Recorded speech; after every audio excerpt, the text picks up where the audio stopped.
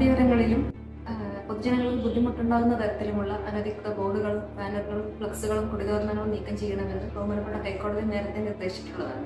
അതിന്റെ അടിസ്ഥാനത്തിൽ വിവിധ സംഘടനകളെയും രാഷ്ട്രീയ സാമൂഹ്യ പ്രവർത്തകരെയും നമ്മൾ നേരത്തെ തന്നെ യോഗം വിളിച്ചിട്ടുള്ളതുമാണ്. എങ്കിലും ഈ ഒരു പ്രവണത പൊതുയിടങ്ങളിൽ ബോർഡുകളും തോരണങ്ങളും സ്ഥാപിക്കുന്ന പ്രവണത വീണ്ടും തുടരുന്നതായി ശ്രദ്ധയിൽപ്പെട്ടതിനെ തുടർന്ന് പയ്യോളി നഗരസഭ പൊതുയിടങ്ങളിലെ ബോർഡുകളും ബാനറുകളും നീക്കം ചെയ്യുന്നതിനായി സ്ഥിരം സ്ക്വാഡ് സംവിധാനം രൂപീകരിച്ചിട്ടുള്ളതാണ്. അതിന്റെ അടിസ്ഥാനത്തിൽ ഇന്ന് നടത്തിയ പരിശോധനയിൽ കണ്ടെത്തിയിട്ടുള്ള എല്ലാ ബോർഡുകളും നീക്കം ചെയ്തിട്ടുണ്ട്. അതിനെതിരെ കർശനമായ നിയമ നടപടികൾ സ്വീകരിക്കുന്നതുമാണ്.